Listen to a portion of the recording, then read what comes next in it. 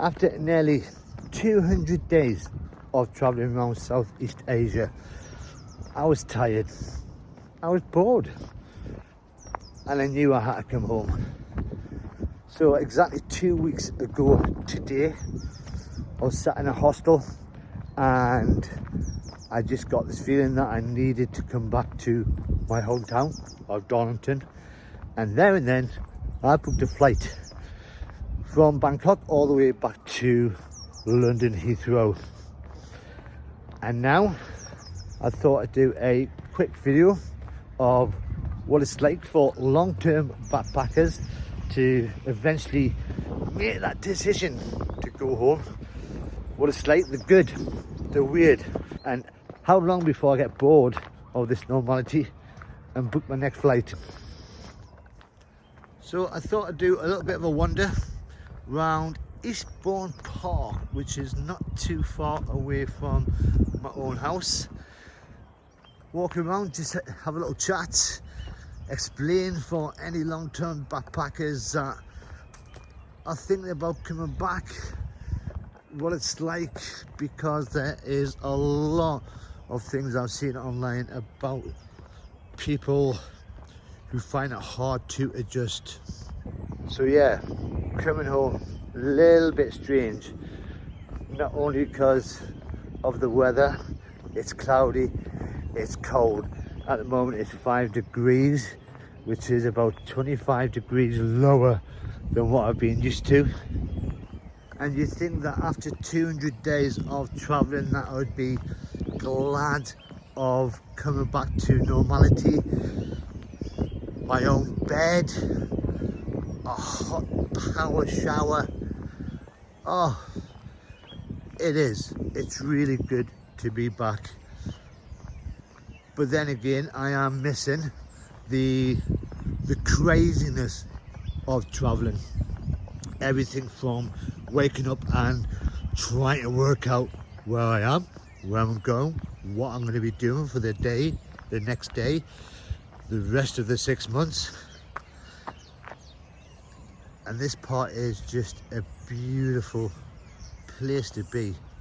And it's even better when the sun shines, which in the 2 weeks I've been back has happened once, and that was yesterday afternoon when there was blue skies and it was just nice, but it was still 4 degrees. So how am I coping with normality? Well, first of all, as you can hear around us, it is quiet. When you think of Southeast Asia, from the scooters to the traffic to the markets to everything, this is quite peaceful.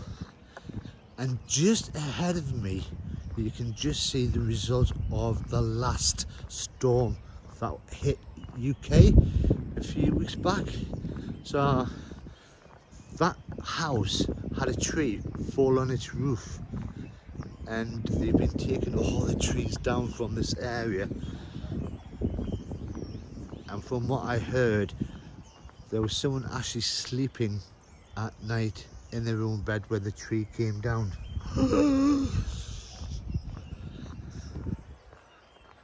So this park is over 100 years old, and just there used to be a bowling alley, but during 1985 this park was vandalised so badly that they had to close it, which was a bit of a not a good thing. But the local community has come out over the last couple of years to upgrade the park, put some plants in, and just here is a little cafe for the pensioners to come down.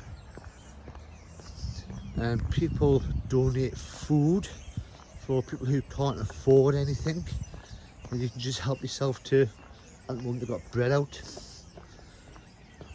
which is a nice initiative.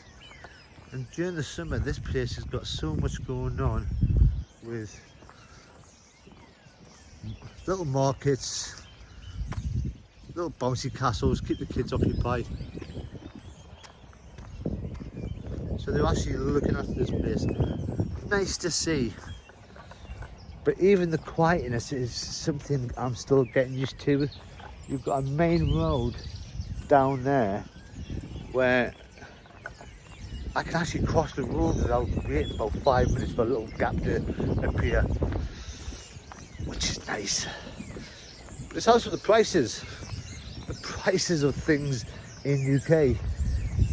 I went to a shop yesterday for a meal deal for some food, and it came to £10, and something in my head went, that's the same price you could pay for 3 meals in one day in Thailand. Prices not good, but I'll be getting used to them. Now, a little bit of history about this area. Eastbourne Park. So this area, all these houses around here is Eastbourne area. Now, Darlington, if you do or do not know, is the home of railway. This is where the first railway journey in the world was started from. So they had a railway revolution, and Darlington Freehold Society in 1851 started building houses for the railway workers. They wanted these guys to own their own houses and not rent. Why? Because back then you could only vote in elections if you owned your own property. So the first houses were all the way down there, and they carried on to the whole estate. So yeah, as I said, after traveling for nearly 200 days, I was shattered, and I needed to come back to rest, become boring, and more importantly to reset my brain to normality mode. But the other reason I've come back is most of my electronic gear, from my camera, which has had a mental breakdown, it's not working. My watch is broken, headphones are just falling apart, and I knew that if I needed to replace them while traveling, it would cost. So yeah, back to normality. But what am I going to be doing while I'm back here? Well, apart from catching up with friends and family, which I've done a lot of over the last 2 weeks, I want to be trying earning some money by doing what I always do when I return back to UK, and that is by becoming a delivery rider on a push bike. And I've not ridden a bike for about a year, so I went on one to do a couple of hours of delivery 2 days ago. Oh my god, I was only out for a hour and a half, 2 hours, but the exercise of delivering, of pedaling away around the streets of Darlington, I felt it next morning when I woke up, and I know that it's going to take a couple of weeks for me to get used to being back on a push bike again.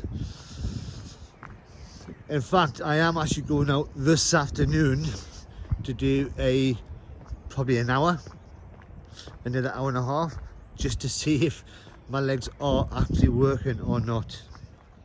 And that is money to go back out backpacking again. But what is it that I do miss about backpacking, traveling around Southeast Asia, the world? And this is what most people have said. Number one, it's the freedom of just waking up and deciding what to do there and then. The freedom of deciding if you should stay in bed, go out. I'm actually doing that quite well here, but the freedom of not being stuck in a rut. And then there's number two, which is the social side. Every hostel you go to, every place you eventually end up in, you'll see new people, you chat, you find out from all over the world what they're up to, what they're going through, how long they're traveling for. You get their life stories, while you're back in England, it's the same old faces, the same old routine. So yeah, people do miss that side of travelling. Just give me a quick close-up of one of the streets, and it just goes on, and basically they're all the same houses. And then number 3 is the cost of everything. So much cheaper when you're traveling around Southeast Asia, Central America, South America, that you compare prices from there to here.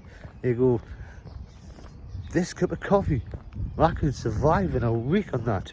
Well, you couldn't, but it's so much cheaper out there. So much cheaper. So I'm now leaving the park. Just give you a quick view of the area that I live in. As I said, most of these houses are over 150 years old, and it just goes so many streets that way. There's so many streets going that way, and it's been there.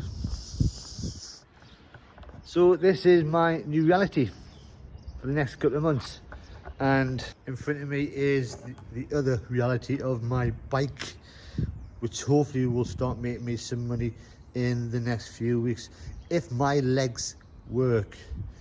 Now, if you are a long-term backpacker that have come back to UK, back to Europe, and you've got any advice for anybody else that you need to give them just to get them back to normality, then put them in the comments. And that's it. That's basically what I've been doing. This is basically what you should expect if you are long-term backpacking and you're going to be coming home. It's a bit of a shift of reality. But for the next couple of months on the bike, earn some money, get enough money to get a new camera and not use my iPhone. And if you are in Darlington and you see some large bloke huffing and puffing on a bike with a delivery bag on his back, say hello. It could be me. But until the next time, and I will do a few more videos before I go out backpacking again, but not as many as last time. Until next time, bye bye for now.